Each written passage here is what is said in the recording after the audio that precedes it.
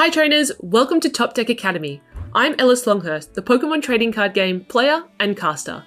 One of my favourite elements of the Pokemon trading card game is building my own deck. It's a great way to advance your gameplay, so today I'm going to show you how to build a deck on PTCGO, or the Pokemon trading card game online. Now, if you're brand new to the Pokemon TCG, or still learning the game, jump on over to tcg.pokemon.com/how-to-play to start your Pokemon journey with our how to play videos. Alright, in this episode of Top Deck Academy, I'm going to share with you 5 steps that you can follow to turn your favourite Pokemon into the hero of a Pokemon TCG deck. In step 1, we're going to choose the hero of our deck. In step 2, we'll identify the core components that make up a great deck. Step 3 is all about covering our weaknesses. And in step 4, I'll show you how to create a successful draw engine. My personal favourite, step 5, will name the deck. Alright, are you ready? Let's dive in. The first step when building a Pokemon trading card game deck is to choose a Pokemon around which your strategy will be focused. This is usually a Pokemon with a powerful attack or ability. I have chosen Samurott from the new Sword and Shield Vivid Voltage expansion. And this card may seem quite familiar. It is one of the key Pokemon from the new Dreadnought theme deck. Samurott is a Pokemon that for 3 energy can deal 120 damage to the opponent's active Pokemon with its Aqua Wash attack. And it also has a pretty cool second effect. You can take 2 energy from your Pokemon's active Pokemon and put it back into their hand. My strategy will be to use Samurott to deal loads of damage to the opponent's Pokemon. So it's pretty important that I'm able to find this card in my deck when I need to, so I'm going to include 4 copies of this card. With the exception of basic energy, players can only include up to 4 copies of a card in their deck. Having 4 copies of Samurott means that I will be able to find this card when I need it in battle. If I only had 1 copy, I might not be able to draw it or find it in my deck when I really need it. So now we've identified the hero of our deck, let's move on to step 2 where we will talk about the core components of the deck. The second step when building a Pokemon trading card game deck is to identify the core components of the deck. So we ask ourselves, which cards are absolutely essential to include? Let's take a look at Samurott. Samurott is a Stage 2 Pokemon. That means that you also need to include Oshawott and Dewott if you want to be able to get Samurott into play. So let's include 4 copies of Oshawott and 4 copies of Dewott in the deck. Now we've ensured that we can get a Samurott into play, but we also need to ensure that we can actually attack with it. So if we have a look at Samurott, Aqua Wash is an attack that requires water energy. So of course, we need to include water energy cards in the deck. Instead of only including 3 energy cards, I have chosen to include 10. And this is because I'm probably going to have to set up more than one Samurott during the game. And I also want to be able to draw and attach an energy card every turn. Let's have a think about what are some of the core components of a deck that you might be building to make a hero out of your favourite Pokemon. Some Pokemon might require a tool card in order to best execute that strategy, or a supporter card, or perhaps more than one energy type. Now that we've identified the hero of the deck and some of the core components, let's talk about ways that we can identify and mitigate our weaknesses. The third step of the deck building process is to identify and mitigate any potential weaknesses. One of the inherent weaknesses of a Stage 2 deck, like the Samurott deck that we're building, is that it can often be quite slow to get a Stage 2 Pokemon into play. Remember, one of the rules of the Pokemon trading card game is that you cannot evolve a Pokemon on the turn that you played it, or evolve it more than once per turn. This means that it will take 3 turns to get a Samurott into play. 1 to play Oshawott, a second turn to play Dewott, and then a third turn to evolve into Samurott. The best way to speed up this process is by using the Rare Candy item card. This item card allows you to evolve Oshawott straight into Samurott, bypassing Dewott. It's a pretty powerful card, so I'm going to include 4 of those in my deck, and reduce the copies of Dewott from 4 to 2. Now let's think about other potential weaknesses of this deck. And one revolves around the rule that restricts energy attachments per turn. In the Pokemon trading card game, players can only attach one energy card to one of their Pokemon every turn.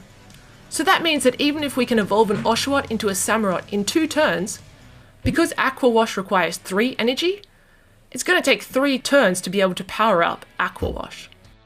So for this reason, I've chosen to include Frostmoth and Snom in my deck.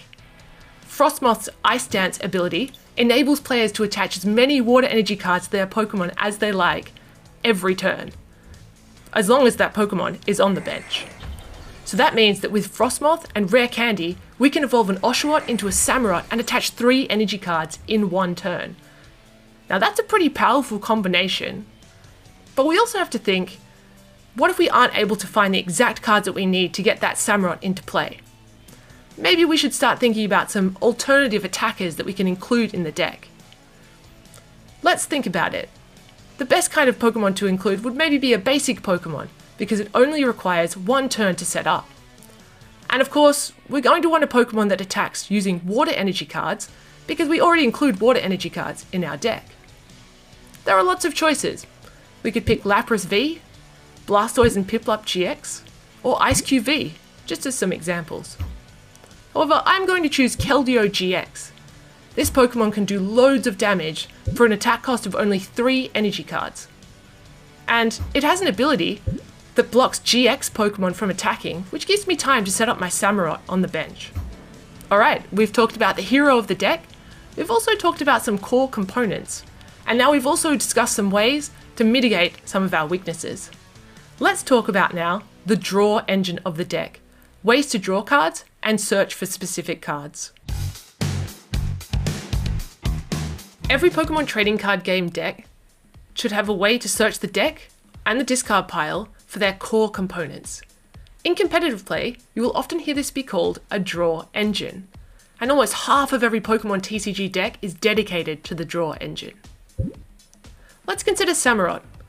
So to pull off the combination that we described earlier, so that's evolving an Oshawott into a Samurott using Rare Candy, and using Frostmoth's Ice Dance ability to put loads of energy cards onto that Samurott, we're going to need to draw a lot of cards.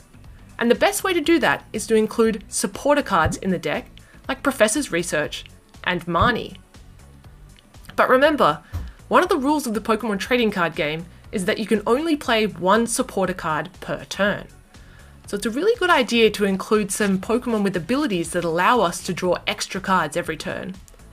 Pokemon like Oricorio GX, Dedenne GX, Crobat V, or Snorlax are all very popular examples of Pokemon that have abilities that allow us to draw extra cards and allow us to get that Samurott into play quickly. But sometimes you might draw loads of cards but still miss out on that one card that you really wanted, perhaps that Samurott or the final water energy you needed to be able to use that Aqua Wash attack. So it's really important that we also include cards that specifically allow us to search the deck for those core components.